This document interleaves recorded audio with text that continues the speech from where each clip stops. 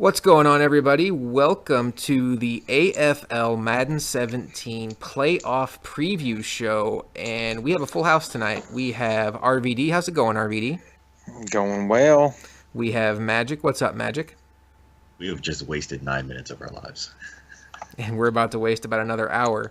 And we have Sham. What's up tonight, Sham? What's up, bitches? The guy you haven't heard yet is Stokes. Stokes is going to be Hey called... guys! There you go. Kermit the Frog here. Cheer, cheer. I'm going to let it do what it do, playboy. Now, me making fun of somebody for having a high-pitched voice seems... What's the term about glass houses? Irony? Yeah. Properly used? Irony properly used? Look it up, Bailey. Anyway. So, guys, we've made it through one regular season. We only had one owner change as Costa had to step away, and we brought in Guru, who managed... Not a guru on the sticks. He managed to have a Titanic-like ending to the season. What was Costa? 8-1 and then 7-1 and didn't win a game again, and Vane ends up making the playoffs. We're going to get into all of that tonight. We're going to go through each division, show you all the results. We're going to talk about the awards that were handed out tonight, Coach of the Year, MVP. We're going to show you the playoff bracket, which should be on your screen right now. We're going to hear from Stokes a little later when he calls in, and we're also might hear from a couple owners in the playoff field. So we're going to talk about all of that. But before we get going, we need to address one thing. We did make a bit of a change last week. This is my first podcast as just an owner, not a commissioner, as I decided last week to step down as my commish roles. And I didn't really get into a lot of detail. I said I'd address it on the next podcast, so don't want to talk about it too much. It's not even that big of a deal. It's just trying to minimize the amount of time that Madden takes up right now. I've kind of realized that in the fall, for me especially, it just seems like my free time is a lot less. And I can be in denial about what it is, but I think what it really is I ask a lot of my wife on Sundays to just sit around basically and be a lazy ass and watch football. And then I have Mondays where I'm watching Monday Night Football and Thursdays, and it's just like, it's hard for me to also be like, hey, I also need to go do a couple Madden podcasts, and then I have 3 games this week. And it's just, if the games I can play, the podcasts I can still do from time to time, but, trying to figure out, hey, we have 3 games on a random Thursday when she and I are maybe sitting around watching a movie, getting some time together after the baby goes to sleep, and then my phone's blowing up like, hey, I can't get a hold of my opponent. Can you let me know if I get a forced win?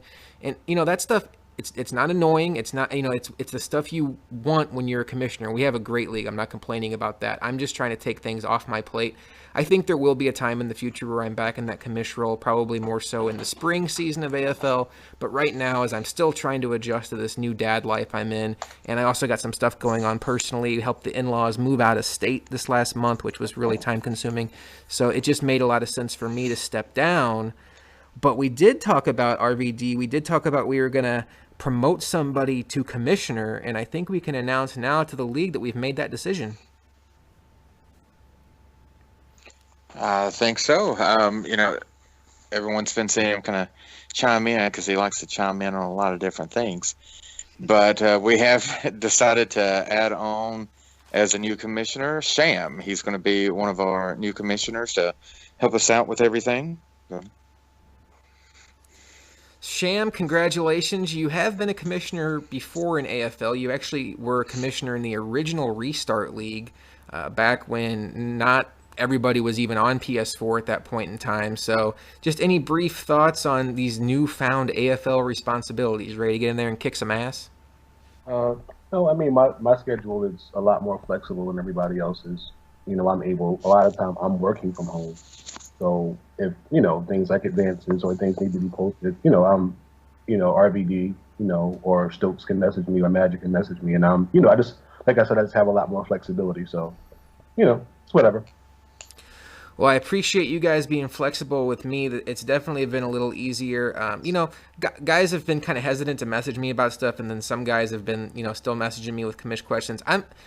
if I'm not a commissioner, I still pride myself on being one of the better owners around here. So, I am going to be helping out with podcasts. I'm going to be, if I'm around and I'm aware that we're supposed to be advancing, I'll post the matchups for the next week, just like guys like Mega and Pick Six and SJR do, and they're not commissioners. But, I still want to be a good owner, and there will be a time probably in the future where I come back and take over as one of the commissioners. But just right now, it makes sense for me to take a little bit off my plate. And as AFL has proven time and time again, we have no shortage of guys willing to help out and step up, and this league will continue to run as smooth as ever, even though Jimbo Stokes is now 25 minutes late for the podcast. Stokes gonna Stokes, Magic.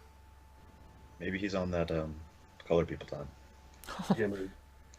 You think maybe he's got some kind of wild teaser going where he has Minnesota by 14 and a half, and he's just like sweating out these last 2 minutes of this game? Well, knowing Stokes, he's probably got Minnesota, like the Madrid team that played the OKC Thunder for preseason, Right. and like some random tennis matchup between the 101st and 62nd ranked player in the world. And then the local little league team playing baseball today. So Stokes is a little Did bit of Tommy a... finish his homework before the game? Yes or no?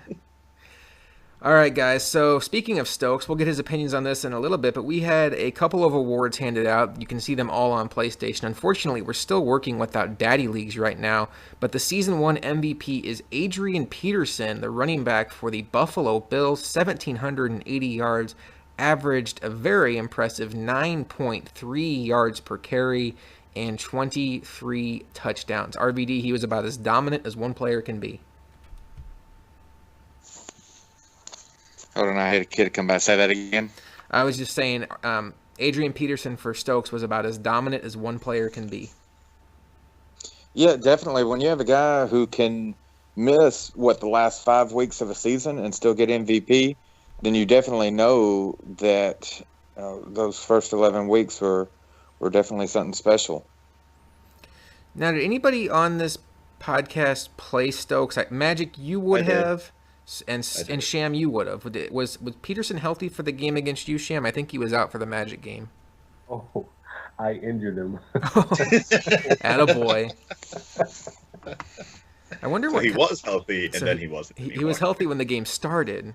Yeah, just a simple, hey, listen, I felt like he was about to taunt me, so I just, slightly tapped X, and he, hey, my ankle, whatever the hell it was, he just went down. You went all Tanya Harding on him?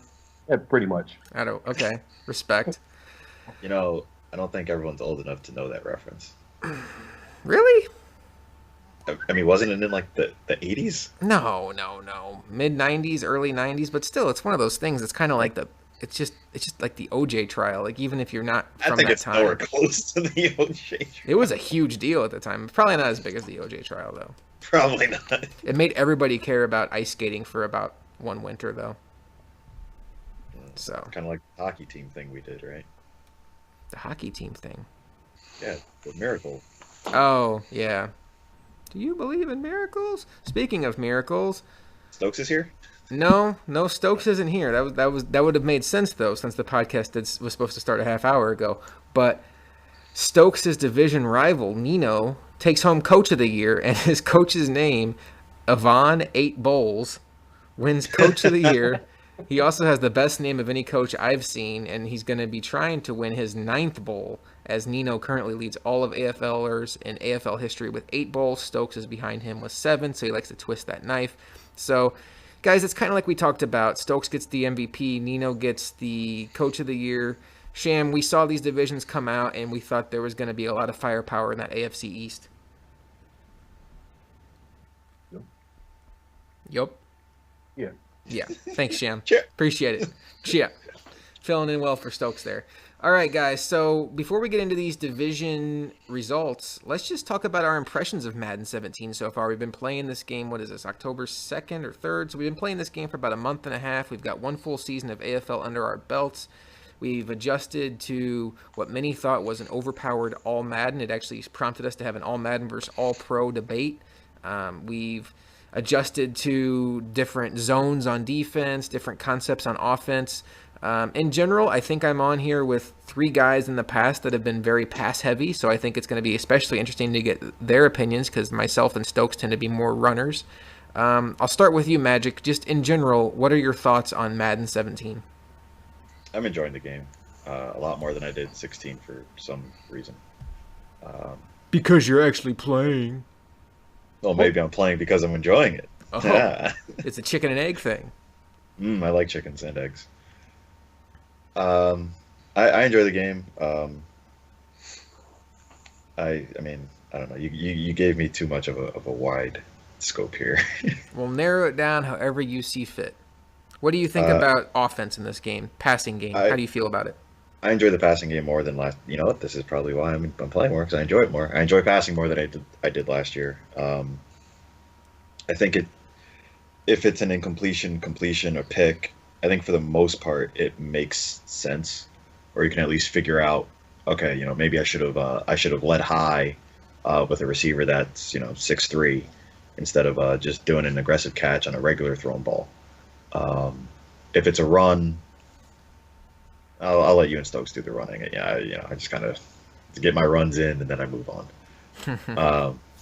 But I like the passing game. I like the route concepts. I like the zone concepts. I have my pre-snap reads, but if someone's adjusting, then you can kind of figure out what zone they're in, and throw it out there. And sometimes someone will break on the ball anyway, and it's like, oh, well, that sucks. But it seems like the offense and defense interact well with each other. It doesn't seem like anything's overpowered. It doesn't seem to be any unstoppable routes. There's route combos that'll get you in trouble, but it doesn't seem like anything is broken like it has in the past. I would agree with that. I think in general that's just football, where there's route combos that'll get you in trouble. Where, you have like a curl flat, or you have a flood concept, or you have a high-low over the middle. If the guy on defense is just calling stock defenses and not adjusting for that, or not having his user in certain places, those plays are going to get you in trouble. From my perspective as a guy who loves defense, I absolutely love this game because I feel like I have every tool in my tool bag I need to shut down whatever is happening out there on the field, and it's great. It took me a while. I still consider myself in the learning stage of the strengths and weaknesses of these zones and these run fits. But as I'm learning and becoming more comfortable with them, I'm finding that I can do a lot of things on defense that I just didn't feel comfortable doing before. Where, in previous Maddens, a lot of it was just, this is JD's favorite term, the eyeball test, where you look at it and you're like, okay, I have 4 defenders to the right, and he only has, his tight ends on the left. So if he runs to the right, I'm going to dominate this run play. But now you actually have to dig down, look under the hood of your defense and say, okay, I may have guys standing there, but on this particular play, where are their run fits? Are they all crashing inside? Is anybody containing the outside run? Because I can still get gashed here. And that's a double-edged sword. If you're on defense and you're looking at it from a Madden 16 point of view, and you're not checking your run fits or understanding your run fits or understanding the responsibility of the person that you're usering, if he's supposed to have outside contain on the run and you're usering him in freelancing, you could get gashed in the run. And that's just things that didn't happen in previous Maddens. So it's great, but it also, from my perspective, as somebody who was an average passer at best to begin with, it's making the passing game very tough for me because I just don't have that natural post-snap, see it, throw it. Like, I have to really trust what I'm seeing before I throw it. So as a passer, I'm still coming along here and try not to make mistakes. RVD, in my opinion, you have been one of the more underrated passers in AFL. I think you make great reads. You have great concepts. I also am going to interested in your opinion on defense because you've always been very good at defense. But just focusing on passing, how do you find Madden 17? I like it, except for those freaking sack fumbles. Oh my gosh, they seem a little bit out of control because that's my biggest frustration. That I'm so worried about that at times that I kind of get away or I force to throw. I haven't really been like in my other league. I'm doing pretty well with it. I've got Paxton Lynch, and I'm doing really well with him. However, in AFL, I'm having a little bit more trouble, but that's because I'm facing tougher defenses, and the guys that are coming at me, those sack fumbles, they're in the back of my head constantly, and so that's causing me a lot of trouble with throwing. I think along those lines, what they did this year was they tried to make the time in the pocket more realistic. In previous Maddens, you could stand back there 4, 5, 6 seconds, and you just don't see that on NFL Sundays unless you have a rare situation where they're rushing 2 or 3 and the offense is max protecting. We were getting 2 to 3 seconds to throw the ball, and for those of us, guys like Joker and Luca, I made reference to this on the preseason podcast show, and I started to get the idea that this was going to be a different kind of Madden, and guys that relied on the downfield pass might struggle. I even said so about those guys, saying that I didn't think they were going to have good years initially. You saw them struggle because Joker's a guy that has always built his offense around route concepts and the downfield passing game. And if you don't have protection for that, if you don't have a beast O-line or an understanding of the timing in the pocket that you're allowed this year, you're going to get crushed. And as RVD just alluded to, you get crushed in this game. It's not just a 6-yard loss. It's potentially a fumble and a touchdown for the other team. And those are game changers. And they were happening to Joker a lot earlier in the year. As you pay attention to his box scores, he was getting smoked early in the year. Sham was one of the ones that handed out one of those. And then as the season went on, I think Joker got more comfortable with Madden 17. I think he's going to be a guy that gets back into the playoff mix in Season 2 as he shapes his offense to what Madden 17 allows. Sham, what are your thoughts on Madden 17 in general, and I guess specifically with this point, the passing game? Honestly, and I think I had talked to you about it.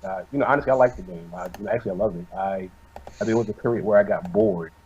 So I was I would have conversations with you about being bored. So I was making crazy trades, and having Russell Wilson, it made it so much easier. Like passing, it made me appreciate that, having a good quarterback a whole lot more, or we can look at Cheese when he had Hundley, in every game, even though he would win games, he was still complaining about how bad he sucked. But for the most part, I think overall, it's a lot of the things that we complained about in 16 are gone. There is a wide gap between the good quarterbacks and the horrible ones. I think the only person I seen do pretty okay with a rookie quarterback was Cody with Cook. Other than that, everybody else kind of struggled with their quarterbacks. But overall, I love the game. It's funny that you mentioned that because I think when the game first came out, I was talking to guys, like Joker. I think I talked to you about this. I was talking to Stokes about this. It felt like there wasn't much difference between the guys, the elite quarterbacks, and the mediocre quarterbacks, and it felt like, especially when you throw downfield, like, man, I could take a guy like Brett Hundley and still make all the throws as Rodgers. But as you play these games and you start to understand these zones, it's not necessarily the throwing the ball 40 yards to the spot you want it to that separates the good from the great quarterbacks. When you watch Cheese Jr. play with the Packers, Rodgers not only puts it where it needs to go, but he doesn't have to do the L1 high lead. It's almost like Rodgers automatically does that for you. And I'm not trying to take anything away from him. I'm just saying that I think these quarterbacks now, it's not so much about the ball hitting the receiver in the hand. It's the fact that the ball trajectory does exactly what you want it to do, versus with a guy like Hundley, if you try to high lead it, it might just go 10 yards over the receiver's head, where if you were just to lob it, it would go where you want it to, but it might get picked off because that's not the ideal trajectory. So I think that's where the differences come in. In my opinion, that's a long-winded way of saying that early on in the year, I thought all quarterbacks were pretty much created equal, and that's why I traded Russell Wilson. And now looking into it, I think there is a big difference between the elite quarterbacks and the good ones, and I think those elite quarterbacks are going to become a premium. I think we can welcome Stokes to the podcast now. What's up, Stokes? Jimmy! Wow. Magic, you called that one. Buzz is very predictable. Was he say I was going to chill? Well, when you weren't on the phone, we pretended like you were on the phone, and I think... Oh, hang on a second. You guys still there? Yep, I am. I think you might have just added me and dropped everybody else.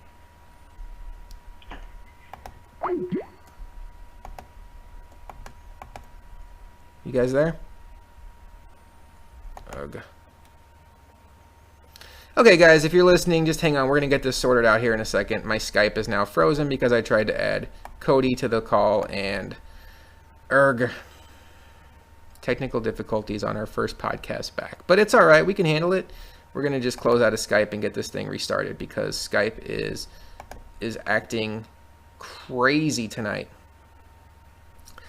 But interested to see what Stokes' opinion on this game is when we can get him up and running, get these guys back, because he's a guy like myself that likes to run the ball, and running felt like the way to go early on this year, and then it seems like after a couple of updates that may not be the case. So I'm going to stop trying to multitask and focus on what I'm doing to get these guys back on here.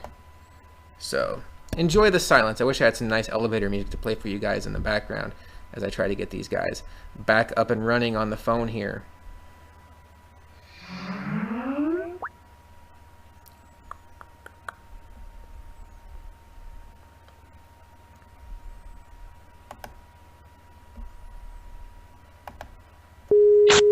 All right, we're calling them back up right now. Hey, nice job, Josh. Thank you. So Cody called in, and we know. Oh, you heard all of it? No, I was watching your stream and I was giving them play-by-play. It was pretty bad. So I'm gonna add Cody to the call here, and once he gets on, we're gonna hold off on talking to him for a bit because I want to get Stokes' thoughts on the game. So Cody's on with us right now. Before we go in that direction, Stokes. What's going on, guys? What's up, Cody? Hey.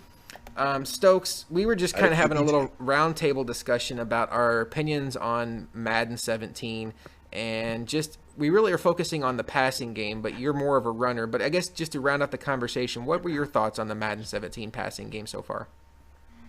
I like, for the most part, I like the passing.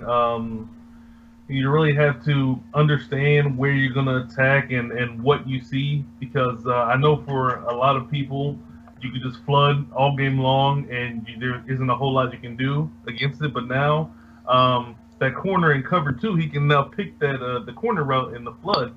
So I think that you have to hold the ball for maybe a second or half a second more to make sure that corner is not going to drop. And I like that you have to really conceptually play football as opposed to just using, okay, I know this place doesn't work no matter what's called, and things like that. Who knew? Who knew in general? Oh, I'm sorry. That was not for you. Sham, who knew? All right, well, I had a QB take, man. You have a QB take? I had a QB take. Go for it. I agree. I'm in a league where I have Philly, so I have Carson Wentz, and the differences between him and Big Ben are shocking. I don't know if it's like a tight spiral trade or what, but like Wentz will throw a ball to a guy and it'll like hit him in his hands and it'll drop, and the guy like will just not catch it for no reason, or he'll miss a throw and he'll throw. It won't be like an overthrow, but it'll be like a throw to the side, so it's incomplete or picked off. And it's not like he's got bad ratings, but maybe it's awareness. I don't know what ratings it's going to come down to, but he's got good accuracy ratings, so it seems like this shouldn't be happening. But like you're saying, with the elite QBs, like you can figure out what you did wrong. With Wentz, it's like, I don't know what I did there. It feels almost similar to me like when you have a safety that's maybe like 90 speed but like 50 awareness, where you almost want to user him because even though he has that great speed, he doesn't know what he's doing. Whereas a safety like an Eric Berry has that elite speed and the awareness, so you just kind of let him do his own thing. I think it's kind of like that with quarterbacks, like I was saying earlier, where with a guy like even a Blake Bortles like I have, you still want to tell him what to do as far as high lead, and you want to aim it this way, and it's almost like the elite quarterbacks just do it, and it's such a nice weapon. And, obviously a guy like Rodgers can still high lead it down the field and put it on point 40, 50 yards downfield, where a guy like, Tyrod Taylor or Bortles, then with their low 80s deep accuracy or even high 70s in some cases, try to high lead it or try to get cute with it down the field, and it could be bad news. So, guys, we're welcoming in now the winner of the AFC West, Cody. His Kansas City Chiefs were 11-5. And 2 teams went to the playoffs from the AFC West. Cheese's Broncos at 10-6, Cody's Chiefs at 11-5, and they do battle in Wild Card Weekend. Cody, welcome to the show. Thanks a lot, man. Congratulations on winning the AFC West. And I'm curious about your reaction when you saw you were going to be playing Cheese in the first round, because for those who don't know, you guys developed quite the rivalry during the regular season. He beat you in the first matchup, and he decided to let you know about it in a post on AFL. You got the revenge on him in the second matchup and decided to let him know about it in a post on AFL. You both have taken turns putting each other on blast, and now you get to settle it in a playoff environment. So, you fired up for this matchup? Yeah, man, it's definitely exciting. It's it kind of started off. I mean, for those that don't know, started off pretty good game. I mean, he was the first guy I kind of played with his talent on defense. So if anyone has watched his games, I mean, that guy, he uses the Denver Broncos well on defense. Run first offense, and he'll blitz the fuck out of you on defense. I mean, basically his whole defense, in my opinion anyways, is kind of designed of turnovers, keeping everything in front of you, but turnovers, if you watch him, he'll do a lot of man-to-man blitzes where he's basically covering one-on-one man, and then everybody else is blitzing you. So he's got about, I would say 6 or 7 go-to blitzes that he'll use a lot, some out of 46. And I caught that right away in the first game. I mean, if you watch my game with him, I went toe-to-toe with him at half. His offense didn't do shit against me, but his defense had 2 defensive touchdowns. So what I got pissed off about and why everything kind of came public was he didn't score anything until the third or fourth. And at that point, the momentum was just all on his side. I mean, a couple times I'd hand it off. Both times I handed off, the ball just went on the ground. I mean, it was are you fucking kidding me, Madden? Let's just get this game over with. And every single time he was trying to go to the end zone. So with about a minute left, him up scoring 28 points in the fourth, I call the timeout and I'm like, fuck you. If you want to keep scoring, just fucking do it. I'm going to get you next game. So you just fucking do what you need to do to pad your stats. And that's basically how it was. So I brought it out public, and then I knew it because I was confident. I was like, this dude can't score on offense without Madden's help. So let me just get to the second game. I felt really confident. And what was funny about it was he had the nerve to complain because I was throwing 2-yard passes. Well, I'm going to throw to the flats. I'm going to throw to those, screens when all you do is blitz on third down. All out blitz. I mean, it's called strategy.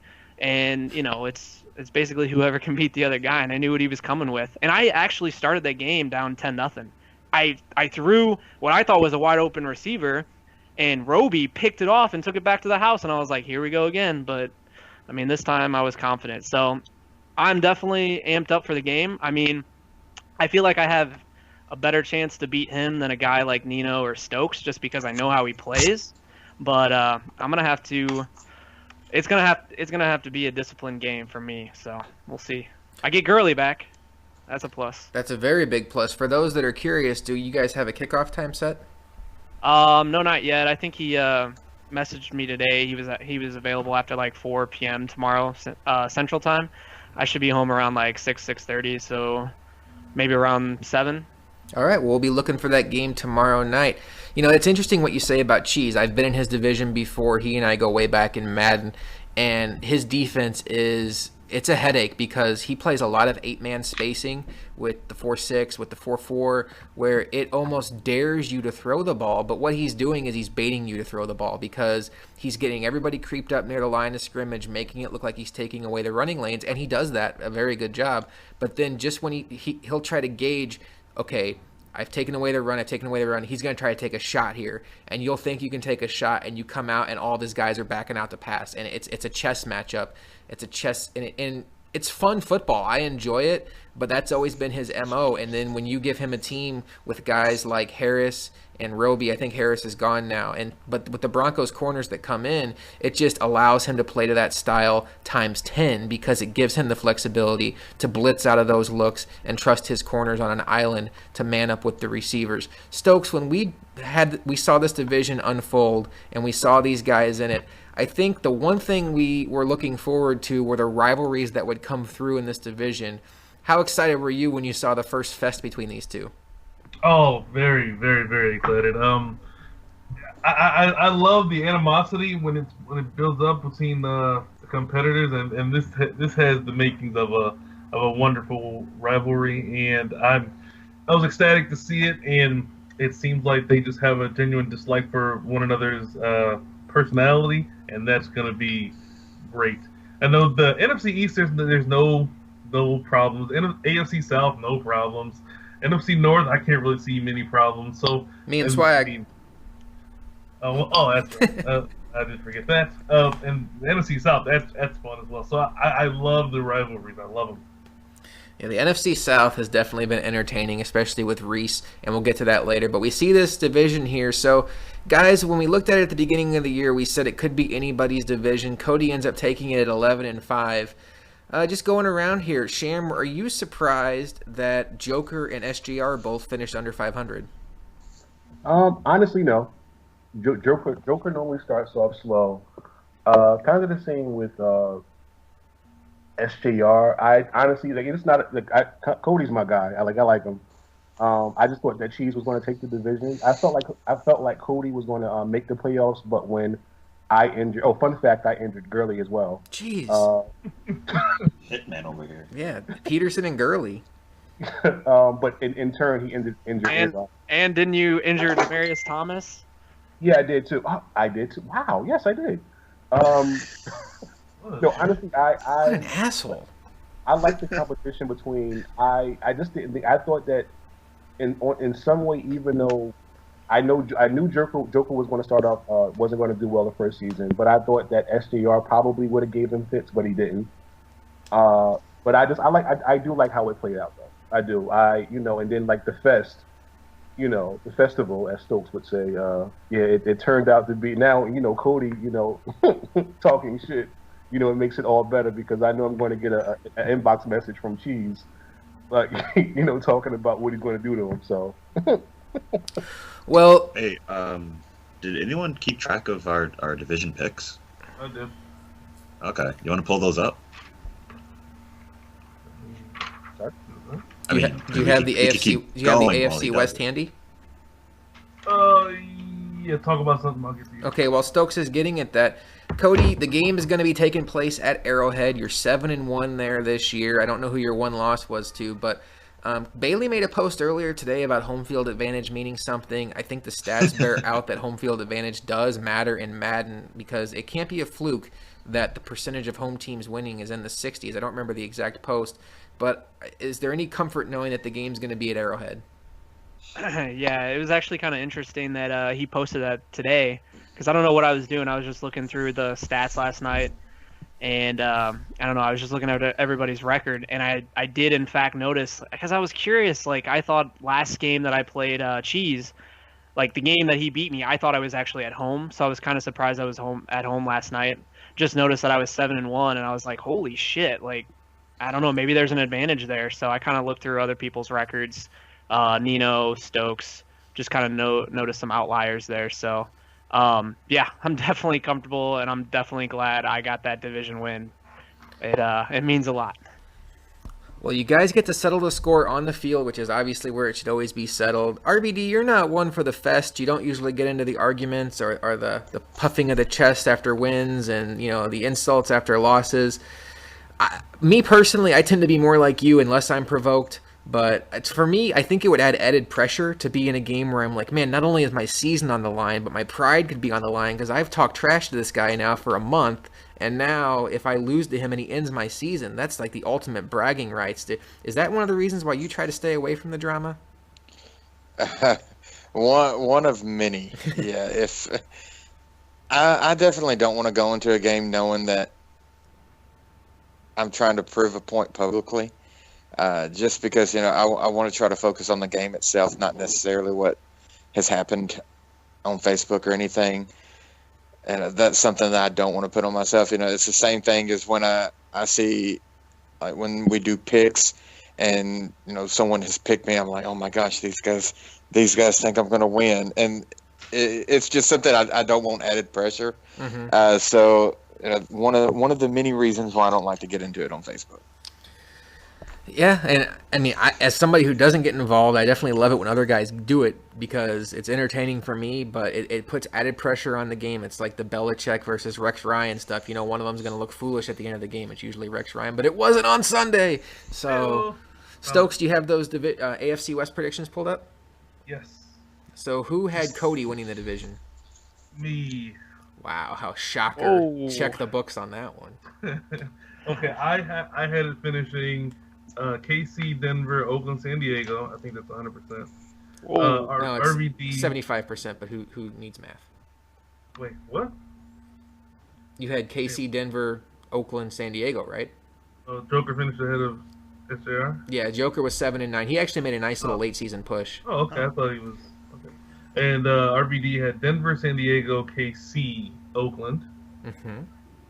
And you had Oakland, Denver, San Diego, KC. That doesn't sound right.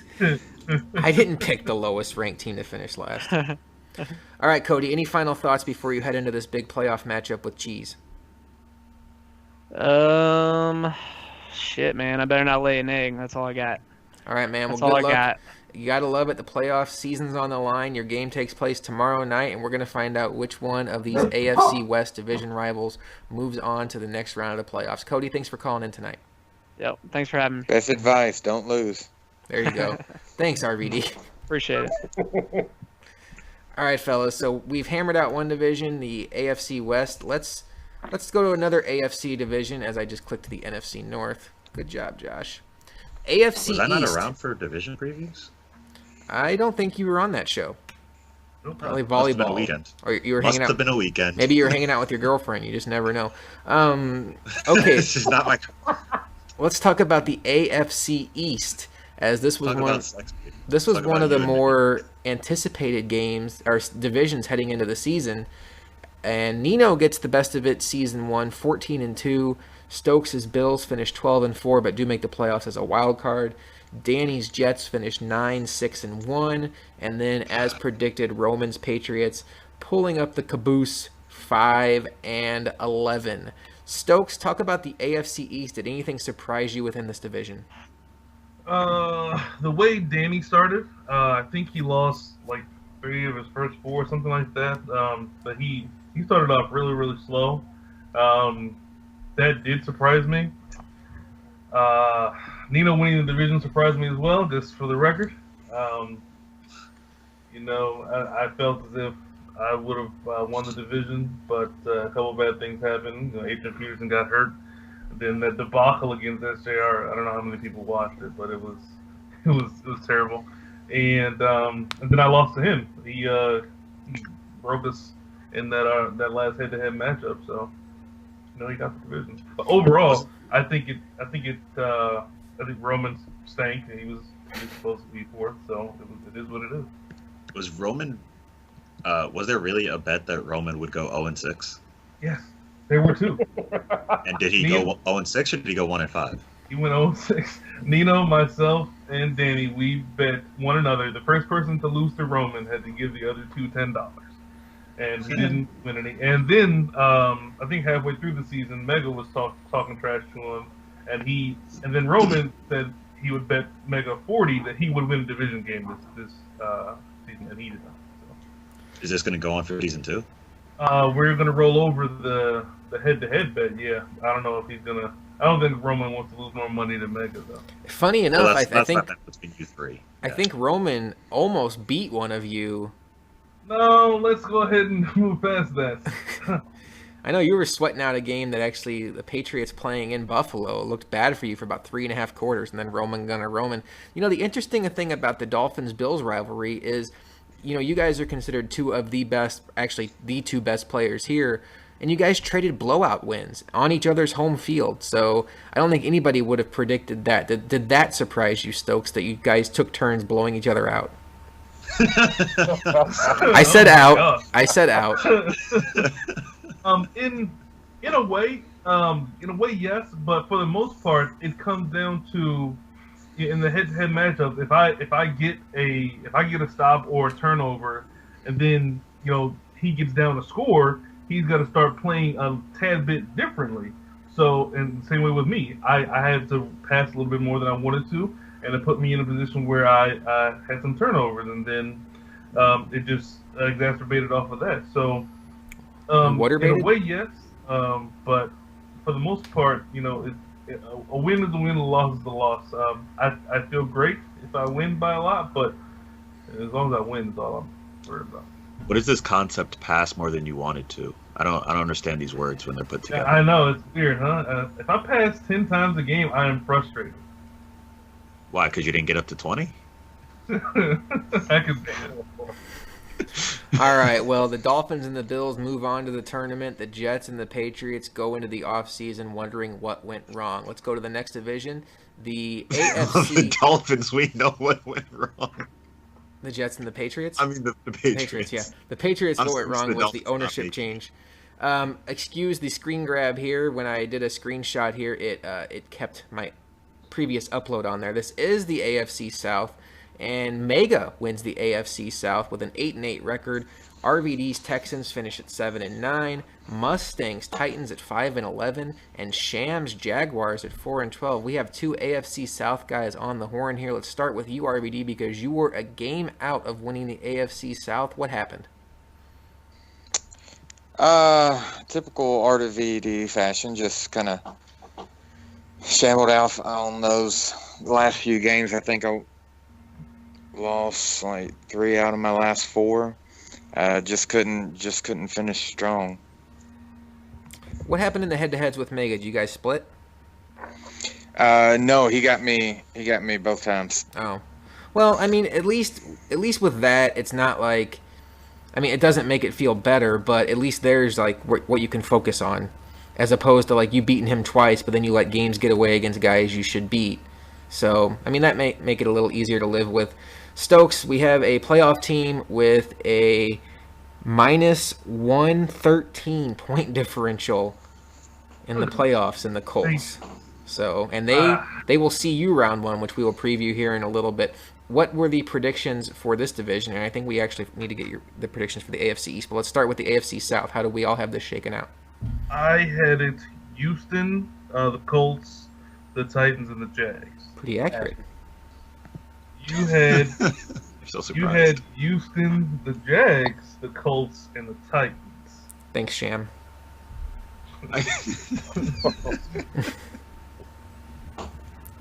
And RVD? Oh, he didn't predict this one, right? Yeah. No, he's out. All right, Sham, your Jaguars went 4-12 this year, but in my conversations with you, I get the impression that you actually left this season with quite a bit of confidence, felt like you let some games get away, and you feel like you're a lot better than that 4-12 record, correct?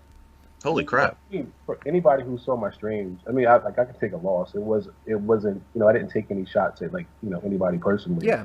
Like my game against Luca, like I think you even hit me and said, "Damn, that's a sucky way to lose." Like a guy fumbles the ball. Oh, it was brutal. He fumbles the ball, and then his slow ass offensive lineman beats out all my defensive backs for the ball. Get to overtime, and he just slow walks me down and scores. So scores a touchdown. But I had too many games like that. I think the only game this season that I didn't do well was my game against Stokes, where I felt like, I had a real shot to win. And it was in the rain as well. So, I think I made a lot of, the one stupid trade I made, I feel like, was trading Russell Wilson.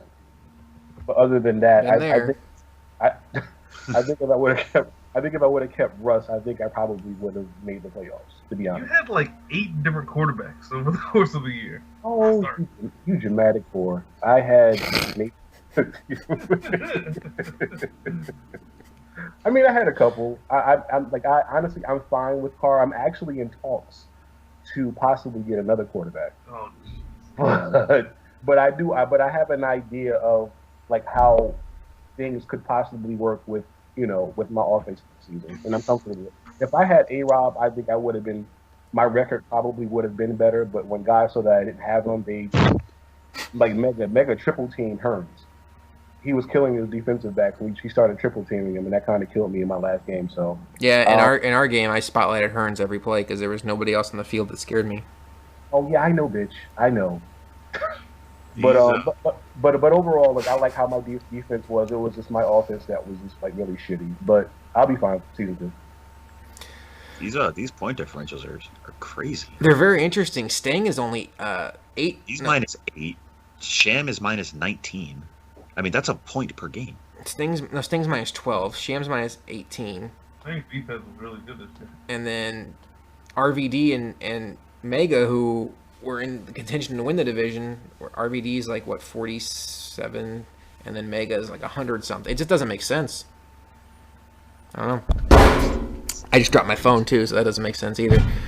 All right, Stokes, you want to remind us all what the AFC East predictions were? I think we all had you winning. Yeah, you had and Nino. RVD had me winning. RVD,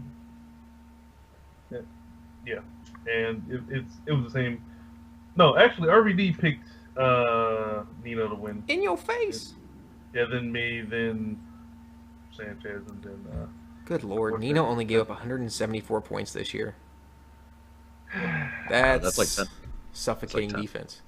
The fuck? Yeah. Meanwhile, the Colts gave up 428. And you guys gotta stop talking about Mega, man. No, he's a playoff team, man. Watch your mouth. This is now the AFC sad. I like that. I like your Talking about Mega. Our logo's the crying Jordan face, I swear. Josh, do not put that on Facebook. I won't, I promise. Speaking of sad faces, Magic, did you and Lad play the last week of the season? Yeah, I lost. Did you? You lost the lad, bro? Yeah, bro. Some shit happened, man. Go watch the stream if you're really interested. No, not interested. You know, Don't. I mean, these things are, you know. Pick 6 wins the AFC North. Came on the podcast, preseason podcast, called his shot. I think we all picked him to do so. What I do want to congratulate all of us on is none of us had Magic finishing last. I think a couple of us had him finishing second. Magic, you had a strong season. Head-scratching loss at the end there to Lad. You had a chance to go 7-9. Had some tough losses along the way, but some also really impressive wins. I believe you swept Luca, correct? Yeah, I swept Luka. That's good for you. And then what, obviously similar to what RVD had, is now you just realize that Luka's going to get better, but now you lost your 2 games against Pick. That's where you need to set your bar to. But Magic, as a guy that differential, my average loss I think to him is 8 points. Yeah, that's tough. So that stinks. And he scores a lot of points, but he gives up a lot of points too. So it's shootouts, which is generally your cup of tea. I like tea. I bought Magic, some new tea this weekend. You were a guy that a lot of people had picked as 32nd in power rankings. People just assumed that you were gonna get the the first pick in the draft, and here you are. You finished 6-10. You had some wins over guys that were either playoff bound or preseason picks to go to the playoffs. So even though you finished 6-10, this had to feel like a step in the right direction for you. Yeah, it was a good season. Had a couple head scratching losses. 10 of them. Not all 10 of them were head scratchers. So that's good. You know? 10 times. I didn't know how I lost. I got screwed 10 times, and then 6 games. Yeah, were legit. I'm not Reese out here where every loss is a a loss I shouldn't have. No, some of them I feel like as I play more and get better and make better decisions, then those losses will turn into wins. But it was good. It was fun playing, which is always not always the case. Yeah. But yeah, I figured out some stuff on defense. Not a lot, but I did allow fewer than 400 points. Fucking Mega. Wow, Luka had the best defense in the division by far, Hey. and the worst offense if you don't count Lad.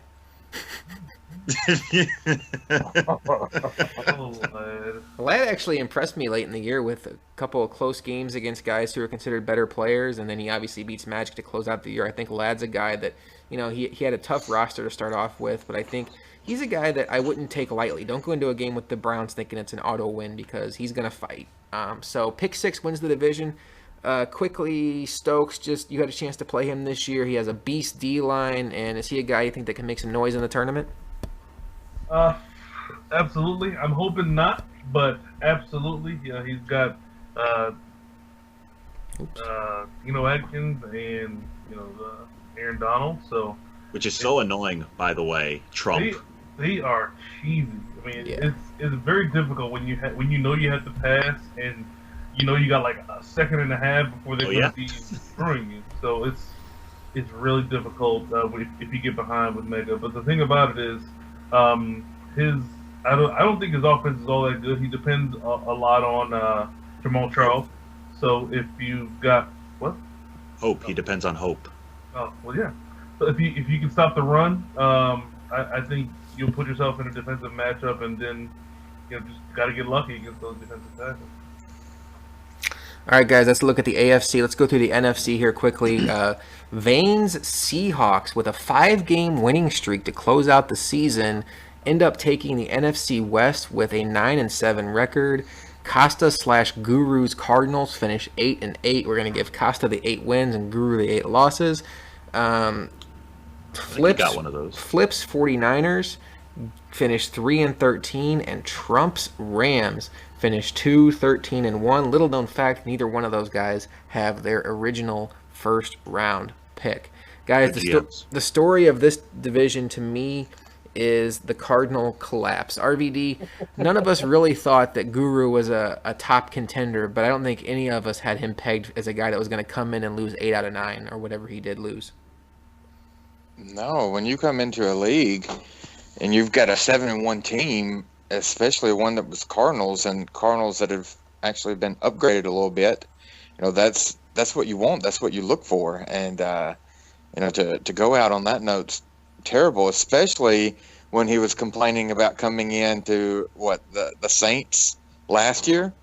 And so now we give him this gift, and, it didn't exactly turn out very well for him.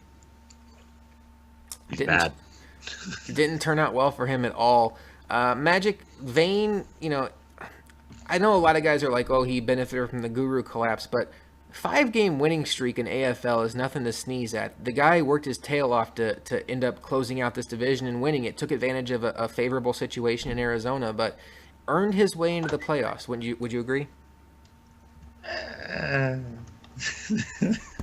No. No? I would no, man. I mean, beat Stokes. Oh, I did not know that.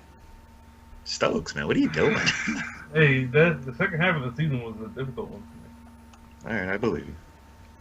I mean, but I don't know. I mean, when did Costa leave? Like week 10? Something like that. He left at 7-1. That's all we know. All right, so call that like week 9. So let's go week 10 on. He played the Patriots, Roman. He played the Eagles, 3 wins. He played the Bucks, Reese collapsed. He played the Panthers, first pick overall. He had a tough game with the Packers. He played Trump, he played Guru, and he played Flip.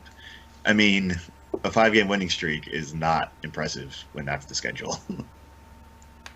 Well, all right. Hot take alert. Sham, the 49ers and Flip and Trump and the Rams both had really tough seasons, really, really tough seasons. If you had to pick one of those, if any of them, to have a strong bounce-back season too, who would you pick? Honestly, I've watched Flip play, and I believe that Flip is going to, if he doesn't have brain farts in his play calling, I think he'll be pretty okay. Word. I was pretty okay. That's a big compliment, man. No, seriously, I know, I'm being serious too. Pretty okay is a big step up when you're getting like 3 wins a season. I mean, because if you can, it's not a shot at Vane, but it's not a secret at what he's going to do. Like if not every play, there's going to be some drag route and the same, almost the same route combinations every other play. So I mean, we'll get that and Trump and whatever. I don't even know what. Forgot Sham hates Vane's guts. Oh. I mean, he's not alone. Okay, Jimmy. Hey, Jimmy. I know you like math, you nerd. Trump gave up 506 points this season, which is 31.5 points a game in Madden 6-minute quarters. As a guy who prides himself on defense, do you have any thoughts on that defensive output by Trump? That's a ridiculous amount of points to be giving up. I'm going to be sitting down with Trump here soon to go with talking about his gameplay. So that should be fun. Yeah, I mean the first thing I'm going to tell him is to get off the safety. That's the very first thing I'm going to tell him because hey yo man, let him coach. He brings the safety up into the box and he does essentially what Roman does, except Trump and Guru. He switches off the safety after the play starts, which doesn't make any sense. If you're gonna control the safety and bring him to the box, stick on him. It's bad. You need to basically, if you're gonna Karate Kid Mr. Miyagi him, and try to teach him how to play Madden, you need to tell him to forget everything he ever tried to do in Madden 16, because all he wants to do is load up on speed guys and throw deep, thinking he's going to have 5 to 6 seconds in the pocket. And then on defense, he tries to run his safety to about 3 yards before he gets to the ball carrier and then click off. And that used to work in previous Maddens, and this year it just 506 points. Rumor has it that he offered someone Tavon Austin for 2 firsts, high first. I had a chance to get Tavon Austin, and I declined what he was looking for because he was looking for a lot. Before we get off the West, just to continue with Trump and his points allowed, his point differential is 237. Is that bad? The 49ers scored 220 points. That's your opinion. I mean, that's not good. He had a tie, though.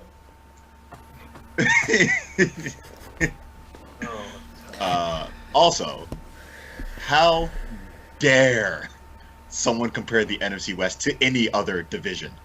This division is terrible. There is no other division where Bane is competing for the division lead. How dare you? Dude, wow. If he was in the North, I think he would. I think he'd be competing for the division. In which North? AFC North, huh? Yeah. Come on, man. Stay within yourselves. No. Luka Bane was that squeaks in because the real owner of the division walks away, is competing in another division. Now, in fairness to Vane, he's a guy that's been to a conference championship before. He has playoff wins over myself, over Stokes, over Edub. You know, so he's a guy that is not like a stranger to success in AFL. He's had good moments, and he tends to shine earlier in the year. So I don't think he's a guy that you can just expect to lay down.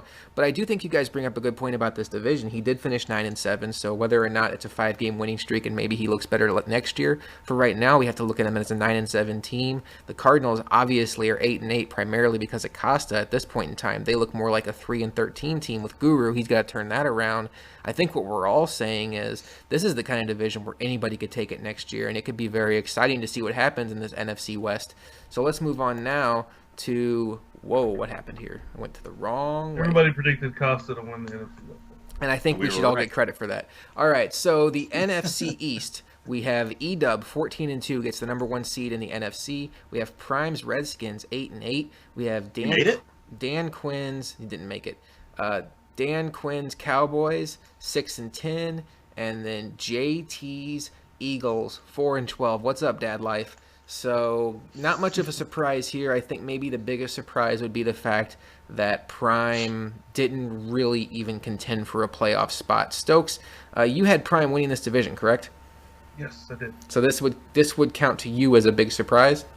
Absolutely. I thought that he was going to piggyback the success he had towards the end of Madden 15 and, just keep on and be good and continue to be good. But he got out of the gate slow, and he had a lot of difficulty, I think, transitioning to this new version of the game, essentially. And it took him a while. I think he finished pretty strong, but started out, I think, 2-6 or something like that. And he's put himself in a hole.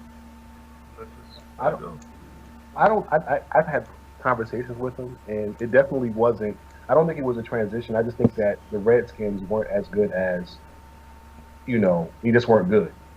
And, it just took him a second to figure out the roster, how to, they just weren't good. They weren't ready for prime time. They really weren't ready for prime time. But him making the trade for Luke and trading Matt Jones, so I forgot, somehow he got Lamar Miller as well. But, it seemed to kind of level everything off. Which he got a couple of wins in to kind of balance his record. So I think going into season 2 he'll be fine. I'm going to echo what Stokes says about Prime. I think, and what Sham just said also, I think season 2 he's definitely a guy to watch. He played me in the second half of the season in a game that I desperately needed to try. I mean, if I would have won the game, I would have won my division, and now I'm getting pissed thinking about it. Just kidding. So I could tell, I talked to him before the game started, and he made a comment, like a throwaway comment to me, like, I just built a new playbook, so we'll see how it goes. And I was like, yeah, whatever. And then he ended up going up and down the field on me. And then you look at his last 6 or 7 games, and I think he went 5-2, 6-2, whatever. He did lose the last game of the year to Edub, so that's why his streak is currently -1. But I think he's a guy that you start projecting ahead to next year. You give him another off season to have a good draft, make some more trades, and now that he has an idea of what his strengths and weaknesses are in Madden 17, he can start to reshape that roster to fit within those. Another guy that's kind of a surprise to me was Dan Quinn. I expected him to have a stronger showing season 1, but not everybody can make the playoffs. This was a tough division. We knew there'd be some guys that disappointed, and Edub going 14-2 made it tough for anybody else to stand out in this division. Edub with the number 1 seed in the NFC. Let's talk about now the NFC South, guys. This division was must-see TV every time these guys played. We have KJ's Saints winning the division and locking up the bye Week 17 with a victory in the Georgia Dome over JD's Falcons, coupled with a Green Bay Packers loss to Bailey, where, let's call it like it is, Cheese Jr. with some faulty math rested his starters Week 17, lost the game and lost the bye. Didn't realize that he was going to lose tiebreakers if KJ beat JD, had the 1-game advantage, and decided to rest his starters, ended up not getting the bye. And once we get ahead to the tournament, you'll see that he really regrets it now since he's already played his playoff game.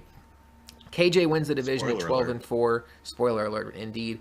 JD makes the playoffs at 11-5. The heartbreaker here is Reese missing out on 10-6.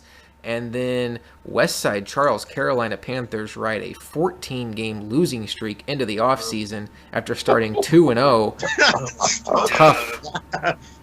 Tough. Stokes, there was a point in time this year where he was 2-0, and we were like, West? I mean, we were saying it with high-pitched tones. You know how you and I do anyway. Everything we say is with high-pitched tones.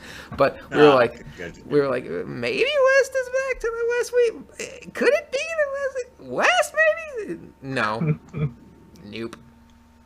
I was the only one to pick him winning the division. Wait. We're not going to gloss over that. What? Well, I picked him to win the division. The division with KJ, JD, and Reese? Okay, go on. Yes, I was there for the hot takes, and then that was, you guys died on Skype when I said it, and it was... That was a supernova take, man. Jesus.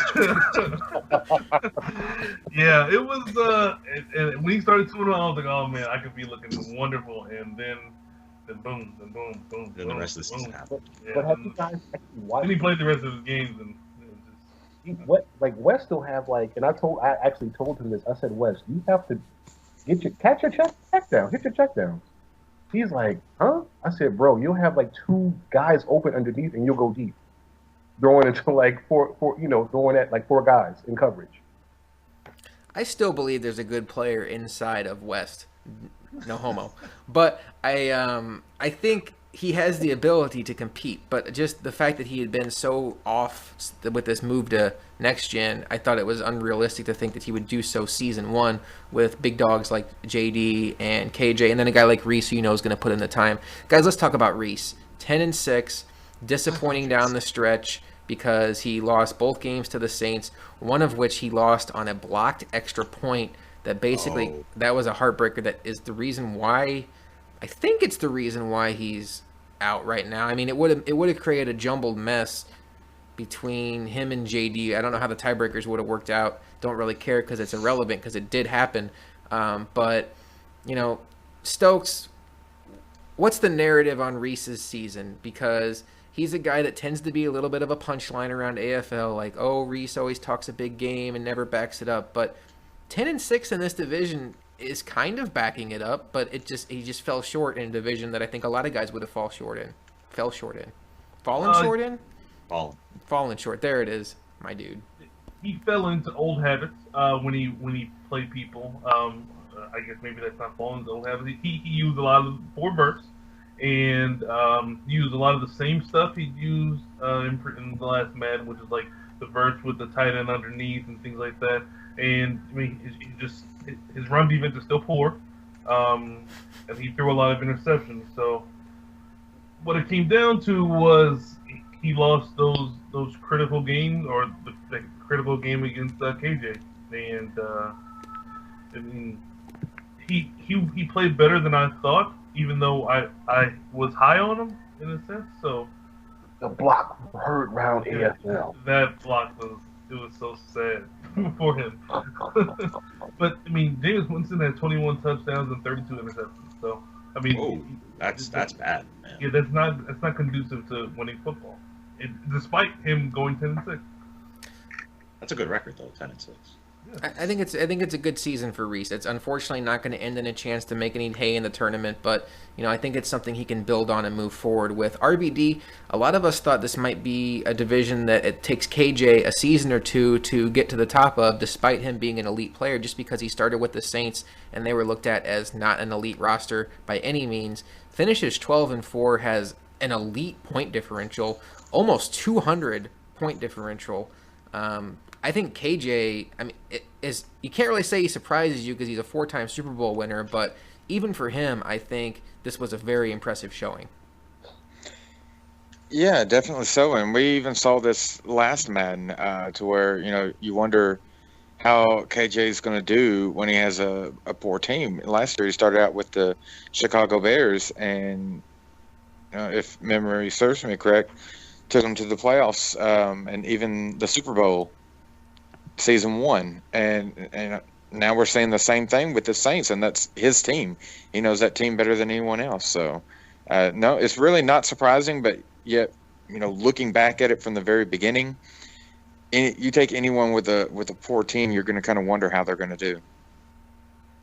Sham, anything about this division surprise you, or did it pretty much fall the way you thought it would? Yeah, I did. But I didn't think that Reese would have given. KJ and JD. Yeah, thank you. Yeah, the other guy. I got you, old man. Oh, bastard. No, I didn't think that he would have given them, much, as fits the way he did. But hopefully he does well season 2. It's going to be interesting. He went 1-3 in those games against those two. He needs to get better there. That's the reason why he's on the outside and they're on the inside. So KJ and JD did split their regular season, and they both made the tournament. And I think a lot like with the AFC East, you could see two guys that despite one of them in JD, just like Stokes in the AFC East, is going to have to do it all on the road. I think he's a guy that could easily go on a run. He has a championship pedigree. He's won an AFL Super Bowl, so he's the guy you're going to have to watch out for. All right, guys, let's go ahead. Sorry, Stokes, do you have your Super Bowl odds handy? I do. What was JD and what was KJ? JD was plus 500. Okay. Nobody took anything out on him. I had KJ at plus 600. Why was KJ a longer? Because the Saints are garbage. Okay, because the Saints. Okay. And so overall, where did his plus 600 come out? Like top 5 odds? Let's see, 1, 2, 3, 4. About 7. 7. See, I think we need to talk about KJ as higher than that. Maybe this is not the time for that. I had little faith in the Saints, but Brandon Cooks, he's something else. In this that game, dude, so. Sometimes. That dude. I guess, yeah, like not when you're doing odds, but like when we're talking about people. I know it's the Saints, so that's probably what factored into it. But I think KJ's got a long enough track record now where you just assume now. I thought plus 600 was pretty good. Oh yeah, obviously you did, but I mean, I don't know if there's 6 dudes I would put ahead of him now. Not after this season with the Saints. Sure. I mean, I had Joker plus 700. Oh, that was terrible. That was awful. Prime plus 500. Oh, that was terrible. I had Roman plus 3,000, so that's a nice time. Roman plus 100 million. Are you gonna update it for season 2, by the way? Yeah, I will. I mean, well, let's. Well, we'll see how season 1 does on the books. We're a pick Super Bowl away from me shutting this down. So. Shut it down. Shut it down. All right, guys, let's keep rolling here with the divisions. The NFC North, my division. Green Bay Packers and Cheese Jr. win the division at 12-4. My Vikings. So is that his division, not your division? That's a good point. Green Bay Packers 12-4 win the division. My Vikings come in second, so it is his division. I was referring to the fact that it's the division that I'm in, not the division that I run, in case there's any clarity needed on that. Vikings finished 12-4, make the playoffs as a wild card. Bailey's Detroit Lions finished 9-7 and miss out on the playoffs, and then Swag's Chicago Bears finished 5-11. RVD, any surprises to you within this division? Really, looking back up, I think we'd swap out. You picked Cheese Jr. to finish third. Yeah, that's where I'm going with this. I probably would have swapped out, Cheese Jr. and Bailey with, kind of how their seasons were. I expected Bailey to do a lot better than Cheese Jr. So he surprised me there. Stokes, Cheese Jr. has been a pleasant surprise this season. Obviously not for me because he beat me twice, but overall he's been a nice player. Has a very interesting scheme on offense. I think he's one of the few guys that really understands the passing concepts of this game so far. Aaron Rodgers was in conversation for MVP. You watched a couple of his streams recently and came away impressed. Yeah, I thought that his offense was very difficult to stop, and I think most people would have a lot of trouble. And the thing about his offense is that if you're not patient and disciplined with your adjustments, you're just going to get torched. And that's essentially what I came away from watching his games, and it felt true. Sham, any surprise that Bailey's on the outside looking in season one? I think as a guy that's won 3 Super Bowls, it had to catch some people off guard. Honestly, that roster wasn't really hot. So, and I think he had to adjust a lot to the players that he ended up trading for. So I think he'll be fine season 2. And he's also, he doesn't mind, I'm sure, because he's brought it up on the board. He's also planning a wedding. So, sometimes real life doesn't allow you to be as good at Madden as you want to be because there's just not enough time in the day. And he's selfishly sleeping those 6 to 7 hours at night instead of playing Madden. So maybe he'll reevaluate his priorities in season 2 and say no sleep. Magic, anything about this division before we move on? It's a division you're very familiar with as you made your home there the first 3 Maddens of AFL. I thought you would have won the division for what it's worth. Thank you. Yeah. Glad I could let you down. Yeah, me too. Just like our friendship. One big letdown. It was a fun division. I'm looking forward to it. Happy birthday, Magic. Shut up, Stokes. Thanks. Sorry. Is today really your birthday? Yeah, now that it's past midnight on the East Coast. Damn. Happy birthday. Thanks, guys. What's your girlfriend going to get you for your birthday? Hopefully butt sex. Where I go into her, not the other way. Stokes, did you notice he didn't correct it? He just... Indeed, it's the second time I'm just tired. Confirmation that it's his girlfriend. I'm just tired. Magic and Siri sitting in a tree. All right. So we've talked about the NFC North, guys. Let's go ahead and pull up the playoff bracket now as we've gone through each division. We've talked about, and while I'm getting to that, Stokes, just real quick, talk about your thoughts when you saw Adrian Peterson was the MVP, having only played in 11 games. Obviously, I guess we have to say congratulations, Stokes, but just talk about your thoughts when you saw that. I was extremely surprised. When he went down initially and I saw it was the end of the season, I looked at the stats and I was like, I wonder if he can still win the MVP. And I think I had like a 600-yard lead on I think Jeremy Hill or something like that. And I was just hoping that I would continue, or he would stay ahead of everybody. And surprisingly, he did. I think that Madden gives a lot of credence to running backs in the MVP race, and I think that's very interesting. I mean, it's good for me, sort of, since Adrian Peterson was an old man, but if I get a young guy and do the same thing, that would be interesting. Did you get a lot of XP for that, since his age is so high? I got a total of 902. Really? Yeah. That's terrible. Yeah, he got the Pro Bowls, the rushing yard leader, running back of the year, offensive player of the year, and MVP. So he got 15 confidence though. So that's good. Something. He'll be the most confident guy in the nursing home. Ew. Because he's old. I didn't see my running back by committee on the MVP list. Because you're a fool. You know, Matthew Berry would talk about you, though. It'd be like, if you just took the Vikings running back as a position. Yeah. Jarrett McKinnon's agent is on the phone with me right now. He's like, why are you doing this to my dude? Well, when his contract comes around, he's still only 75 overall. That's what he's going to be paid like. Biatch. So the joke's probably still on me. All right, guys, let's talk about the AFL Playoffs tournament bracket. In the AFC, we have Stokes going up against Mega. Now, Mega has home field advantage because he won the division. He was 8-8. Stokes, you were what, 12-4? I just had this pulled up and now I forget. 12-4? Yeah. Okay, thank you. On paper, guys, this looks like a big mismatch in favor of the Buffalo Bills, but we've already talked about home field advantage and the irony that it has. Mega, I think he's a guy that he can pass well. I don't know much about his defense, but he has some good pieces on defense. Harrison Smith is there. It's not impossible. Stokes will be the first one to tell you he didn't play his best football down the stretch. He had close games against guys like Ladd. He lost a game to Vane. He got blown out by Nino, so he lost to SJR. I don't know if Stokes will be the first one to tell you, but I'll go ahead and tell you this. So it's interesting. This is an interesting matchup. I think I can say with confidence I think Stokes should win this game and probably will win this game, but it's not one that I'm going to see the stream link posted and be like, I don't have to watch that because this is Madden 17, guys. Anything can happen, and nothing that happens would surprise me. Before we get to Stokes... What if Roman won a game? I don't think it would surprise me.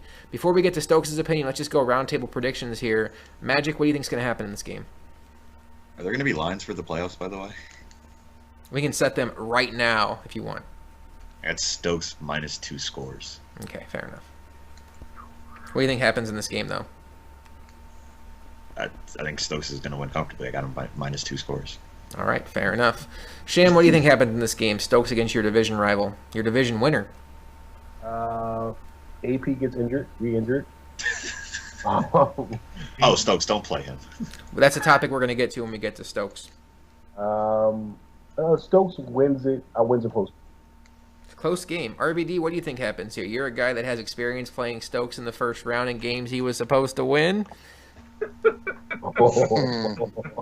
don't know who's that making more fun of, RVD or Stokes? Not RVD. He won the game. He said he was supposed to lose, though. I mean, who in AFL besides Nino isn't supposed to lose to Stokes in the playoffs? Word. I can definitely, see Mega pulling this out, but I don't think it's going to happen. Just not at this point. Stokes playing with a lot of confidence, and Mega just really hasn't, had everything there within his team, to in the season 8-8. Just definitely not what you're looking for, especially heading into a game with a guy like Stokes. Stokes, we have a game time set for this? Afternoon tomorrow. Afternoon tomorrow. Okay, look forward to seeing that posted on AFL. And Stokes, it's your game.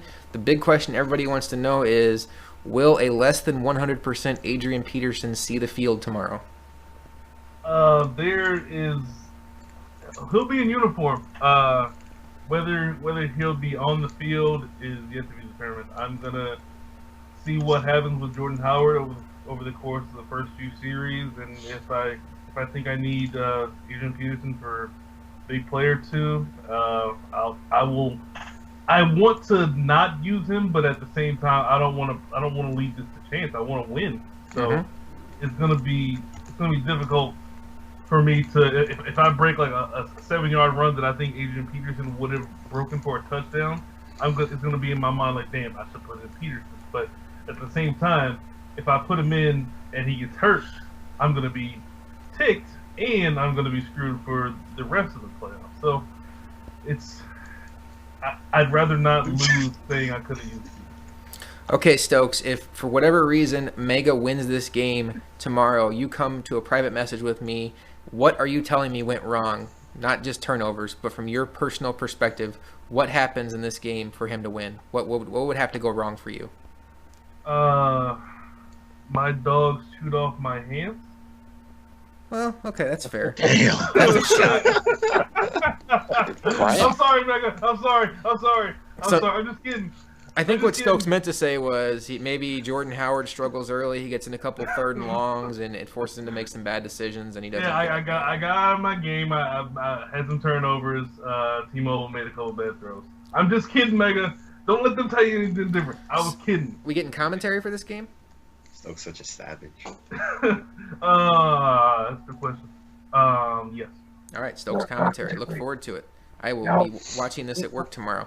All right, guys, the other game on the AFC slate tomorrow is what I think might be the best matchup of round one. It's the tiebreaker game between Cheese's Broncos and Cody's Chiefs. Cody was on the show earlier. Cody's the 3 seed in the AFC West winner, which earned him the right to play this game at Arrowhead. They split the regular season series. They had 2 fests, both calling each other out after the game got played.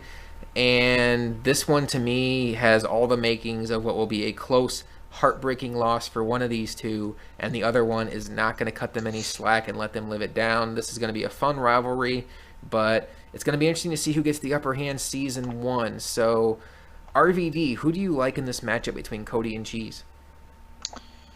Well, before I was kind of wondering about that, but after hearing Cody, he sounds very confident, especially how he was talking about going into game 1 and seeing Cheese's defense with game 1 and then coming and making the adjustments for game 2.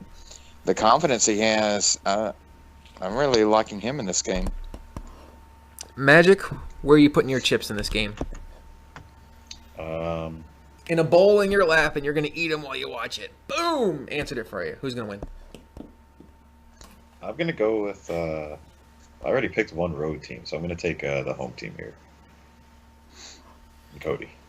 Sham, what do you think? Both of them are my guys, so I'm not even gonna, I'm happy either. Oh, please, do not. I swear to God, I am just going to hang up on him. Sham, who's going to win this game? Chiefs or the Broncos? Sorry, Cody. Jeez. All right, Stokes, who you like in this game? Well, I like both of these guys, so I guess we're gonna tie until the third overtime, and then someone's gonna win on a fluky play. Hey, that would be great to watch. But no, I think that Cody is going to win this game. I think that Cheese is still getting the hang of this game, and I think Cody is better suited. Cheese got in the habit of throwing picks early in the season, and I don't think that has changed too much. So I think that he's going to put himself in a hole, and with Cody getting Gurley back, I think he's going to be able to control the game and win the game. Now, Stokes, when you're watching this game, are you rooting for Cheese to win? Because of round 2. Oh wait, who do I have to root for to get Nino round 2? If you get if Cody wins, Cody plays pick, and you would play Nino. If Cheese wins, Cheese plays Nino, and you play pick. Cody, please win. Please win. You want Nino? Absolutely. Actually, you know what? I take that back. Cody's going to win. He has Gurley back, and when he had Gurley, he had a pretty balanced offense. So. Very Thomas is still out. Oh, that hurts. I mean, whatever path leads to me facing Nino as soon as possible is what I want. To be honest. Cheese is a guy that I root for. He and I are very similar in the fact that we both make the playoffs a lot and don't necessarily win the Super Bowl very often. In his case, unfortunately, it hasn't happened yet in AFL. My case, it's happened twice. Wait, you won? Yeah, I did actually. We can watch it later if you guys want. Magic for your birthday. We should watch the bowl. But sorry, my eyes got gouged out. I would love to see. I really would. I would love to see Cheese win a bowl this year. I don't know if season 1's going to be his year. You look at the Cody matchup without Demaryius Thomas. I don't like that. You look at the path to the bowl. He'd have to go to play Nino round 2. I don't like that. So, guys, I'm going to have to agree with the majority here and go with Cody. I'm not really rooting because I like both of these guys, but as I've said, having had Cheese here for so long, I'd like to see him get over that hump. I just don't feel like with Demaryius Thomas being hurt, I feel like Cody is a guy that can not only win this game, but do some damage in the tournament, because the way he plays is going to be a headache, because similar to Cheese Jr., Cody is one of the few guys in this game that understand the passing game and knows how to make good reads and move the ball and can be a nightmare for guys that are used to winning games defensively. And I would love to see Cody, he had to play T-Mag's second round, which would be a very interesting matchup. Cody's pass offense against T-Mag's D-line, and T-Mag actually has pretty good pass offense too. But if Cody were to make it to the conference championship, I think he could put a scare in whoever wins the Nino Stokes matchup. Obviously, another factor. Oh, sorry to interrupt. Go ahead. When in doubt, he can just chuck it up to AJ Green, and AJ can do some special things. AJ Green potentially going back to Cincinnati round 2. Well, that'd be interesting. So I think Cody's going to win this game tomorrow. I would certainly not be surprised either way, but I just feel like with Demaryius Thomas being out, that this sets up for Cody in almost a should-win situation. He is the home team, as the division winner, needs to close the deal here. So let's move to the NFC side, and we're going to start with my game against Vane. The Vikings were 12-4. The Seahawks were 9-7, went on a 5-game streak to get into the playoffs. Story of my season was a lot of trades. Started off with Russell Wilson as my quarterback and made a trade for Blake Bortles.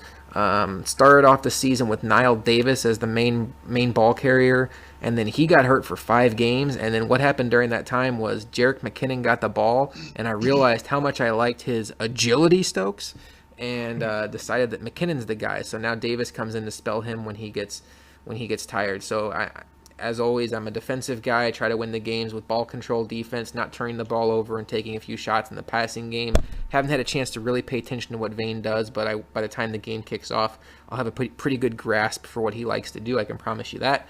Look forward to this matchup. We're 2 division rivals from Madden 16 Restart, and it's a big matchup. So 12-4, 9-7, going to Seattle is never ideal. It's a big home field advantage. They are still a very good roster. Stokes, your Bills lost there this season. He's obviously playing well right now. He's on a 5-game winning streak. Certainly not looking at this and thinking like, oh, I wonder who I'm going to play in round 2. I mean, I'm nowhere near good enough at this game to be looking past anybody, especially in the playoffs. So I think it's going to be a battle. Obviously, I hope I can win the game. I'm not going to predict anything in this game. So we'll throw it around the table here. Magic, what do you like in this game? You. Fantastic analysis. RVD, who do you like in this game? Hey, man. What do you want to say? I don't believe in him? I don't watch his streams. I just don't believe in him. RVD? I like you. You've been a little bit more consistent this season, and despite the five game streak at the end, I don't think the opponents were really there as far as what he's going to see in the playoffs. So I'd have to choose you. See, that's exactly what I said. RVD just said it in English. Sham. I mean, I don't think it's a little no secret, but you do game plan for everybody. No, I don't. So you'll keep what he does, like you do everybody else. Pick it apart. You kick it into another year playoffs. You all the way. Who is your quarterback, by the way? Blake Bortles. Yeah. Okay. Teenage Mutant Ninja Bortles. He's not good enough where we need to make up a nickname for him. Hero and a half shell. Sorry, Sham. Portal power. Boy, he's brutal in real life. Stokes, who do you like in this game? And why, preferably? I think the biggest matchup in this game is Richard Sherman and Sean Smith against Tyreek Hill and Rakeem Goodwin.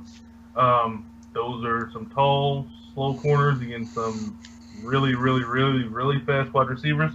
So if he plays them close to the wide receivers at any time with no help, those are going to be touchdowns in my opinion. So I think that Josh is going to win because Josh's defense most generally is person specific.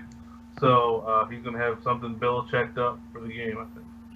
And it is worth mentioning that in my Week 17 Game Over swag, I did lose Brandon Watts for 7 weeks, so he's essentially out for the year.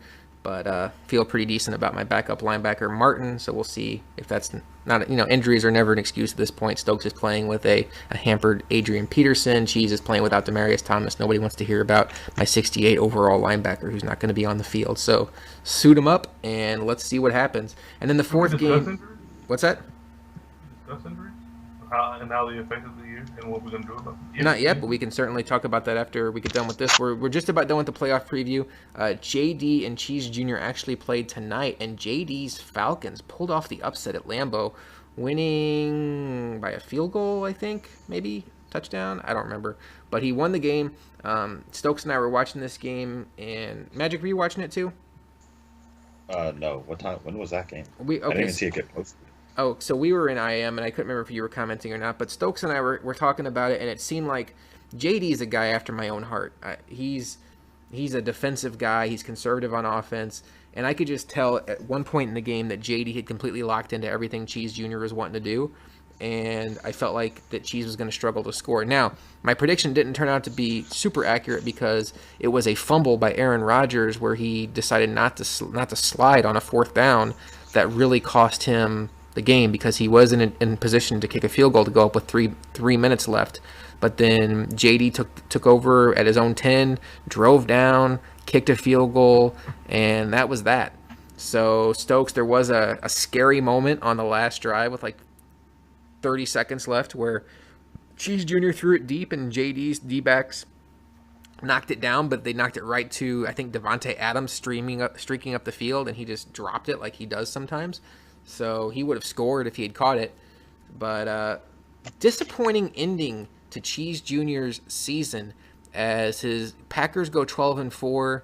And we can't ignore the fact, guys, that he rested his starters week 17 and miscalculated, had to play Wild Card Weekend and got bounced Wild Card Weekend.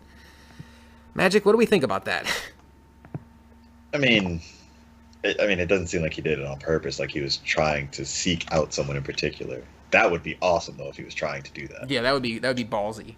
I don't think JD would be the guy you want to seek out in the playoffs. No, obviously you would hope that it would be someone else when you do it, but it'd be cool if he did. I mean, I don't know. It kind of sucks that he didn't have the awareness of the situation. It's unfortunate for him because he had a great season, and it's not just. I mean, he was playing Bailey week 17, so it's not like he was playing somebody that you can just pencil in a win. Bailey's a good player, and it would have been a good matchup if the game was in Detroit. But for Cheese Jr., I mean, he even made a post afterward bragging about everybody that threw a pass in that game, and I was like, I'm sitting there thinking, did you just? I mean, if KJ beats JD, you could be in a tricky pickle here. So RVD, this. Obviously, you don't want to beat him up too bad because it is a video game, and he probably thought one thing. But this is definitely one of those decisions where if there was a local radio station talking about the games, they would be blasting the coach for this decision. Yeah, definitely so. It's just not paying attention. Not looking over everything. If I'm going to rest my starters, I'm going to look at every possible situation that's out there. Lucky for me, I'm typically not in that situation, so I don't have to worry about it. But yeah, if you are in that situation, you really have to, watch and pay attention to things, especially this Madden where resting your starters is more important than ever. Sham, I know you're close to the Cheese family. You're one with the Cheeses. No, is your heart with everyone's? Is your heart with Cheese Jr. here? No, Cheese Jr. is a dumbass. Like I just found it baffling. I told him literally. I said, "What are you doing?" And it just came back to bite him, I guess. All right, well, big win for JD. He'd actually lost the regular season matchup between these two in Atlanta. He goes to Lambeau, gets a big win, and that sets up a JD versus E-Dub matchup in round 2. Since JD is JD is the 6th seed, we know for sure he's going to play E-Dub in the second round. Guys, we can talk about that matchup real quick. Just that to me is going to be must-see TV because both of these guys, super smart players. I think E-Dub probably has a little better offense. JD probably has a little better defense, but this is gonna be a great second-round matchup in AFL. We can even make predictions on that. Stokes, who do you like in JD versus E-Dub? They played in another league, and JD won that game due to the ice pick situation from the 3-yard line. But I think that JD's game plan or his ability to adjust and over the course of the game adjust to what he sees out there, that's going to come and win for him. I'm going to pick JD. Magic, who you I like? just want E-Dub to lose every game. Of course. I agree with that. I haven't played JD since like Madden 16 at some point, but I played EW this year, and like I'm not that good, but I think I could figure out what was going on, and so I think JD is going to be able to do the same thing and get the win here. Sham, who do you like in JD versus EW? Because we're from the same city, EW. Oh, RVD? I'm gonna have to go with JD. I've just seen more of him. I kind of like him more in that matchup. I'm gonna go with my guy EW. 14-2, not a fluke. Definitely a big season for him in AFL. I think he's a guy that always shines early. I don't know if JD, even with his elite defense, has enough offense to keep up in this game. I think it's going to be a great game. Won't be surprised either way. So, guys, that's a good point. I want to switch. What's that? I want to switch. I think EW's going to have better offense. But I think the score is going to be like 14-10. Mm-hmm. It could just come down to a Beckham or Julio Jones bailout catch. Or a sack fumble for a touchdown. That's even more accurate. So just real quick, we have Nino and T-Mag with the buys in the AFC and EW, and KJ with the buys in the NFC. KJ benefiting from the Cheese Jr. resting of his starter. So guys, that's a look at the playoff bracket. Stokes, you alluded to the fact that we want to talk about injuries. Before you got on, we talked about the fact that, or we actually haven't talked about the off-season schedule, so we can get into that too. But what did you want to say about injuries, Stokes? I like the fact that they're having injuries, even though I was hit with a big one. But I like the fact that you have to essentially prepare for the worst with a lot of your players. You have to have depth, and I think that I know initially there was a lot of people talking about we should lower the injury rating and things like that, and I don't think that's the case. I like the fact that everyone isn't playing every single week, and you have to temper your guys out there when you're up big or when you're down big. You don't continue to play them, and I just really like that new thing. I completely co-sign with what you just said. In Madden 17, you have to build a roster. You don't just build a starting offense and a starting defense and trade all assets for elite level playmakers. You have to have depth top to bottom, and if you don't, it's going to bite you. Stokes was fortunate enough to have a running back like Howard backing up Adrian Peterson so he could keep the offense moving.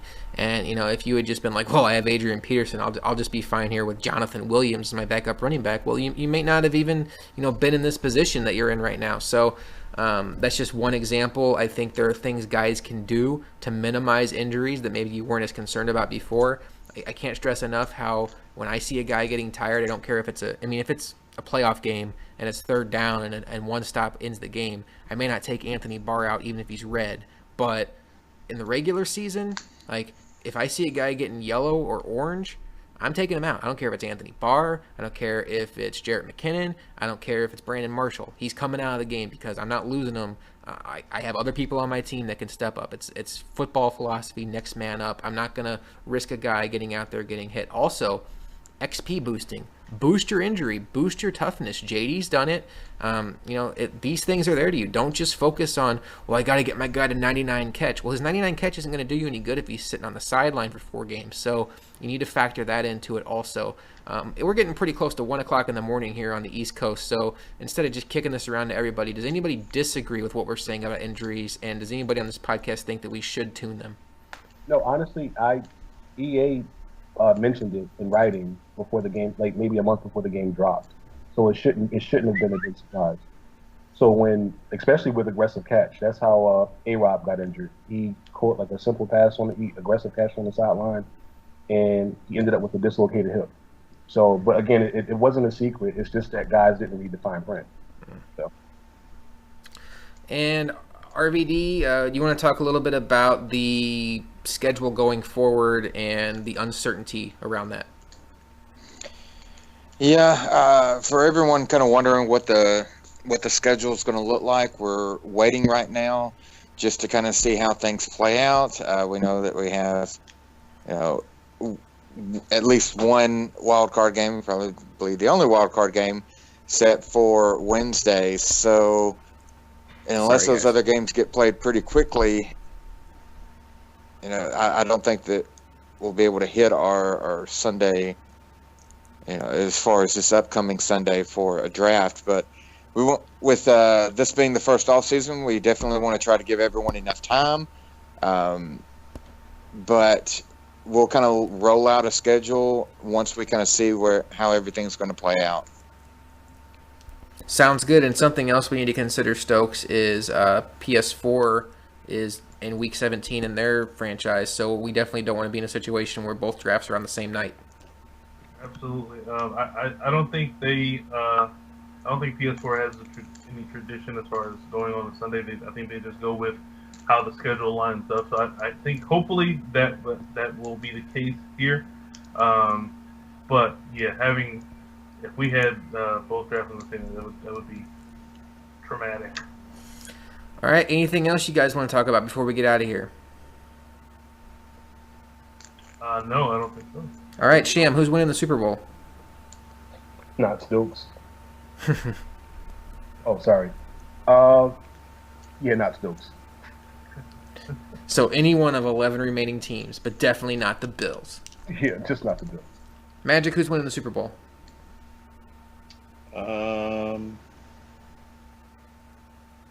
KJ. No! RVD, who's winning the bowl? Nino. No! Wait, I thought that was the good never mind. I can live with that. I can't. Never mind. I can't live with that. That's me, though. Stokes, who's winning the NFC? I am going to go with JD. And I am going to say that Stokes wins the AFC. I think round two. How come you get to do a conference and the rest of us had to do a bowl? Because I would just pick myself to win the bowl, and so would Stokes. Because we made the playoffs, see? Duh. Come on, man. But as the three guys who didn't make the playoffs on this podcast, do any one of you want to be bold and guarantee that you'll be in the tournament next season? I'll say that. I'll go out on the limb and say that. Damn. Wow, hot takes. You're that RVD? You gonna let him talk to you like that? I suck right now. I don't care. So the answer is yes, apparently. We already got it. We went. I think before Stokes was on, maybe you were on at that point. We talked about how RVD is not a trash talker. He's not going to put undue pressure on himself. In his mind, he's probably laughing at Sham right now, holding back tears. But Magic, any guarantees? No, we'll see.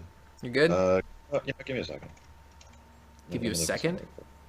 Yeah, you know what? Sure, why not? What happened in the last second? Don't worry about it, man. I came up with an answer, didn't I? Did you just agree to a trade or something? No, why are you asking questions? Is Russell Wilson heading to Pittsburgh? You gonna run a 2-quarterback set? Well, Ben is getting pretty old. He is.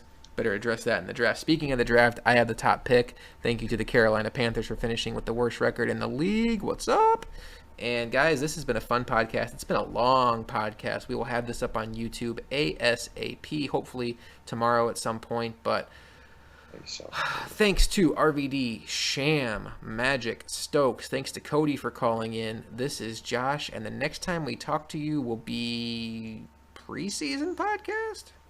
Off-season podcast? Yeah, something. Probably we're thinking post-draft, pre-season 2. That what we're thinking? Sound right? Yeah. All right. Yeah, we'll be back at some point. Maybe not for 3 hours, but we'll be back. Later, guys.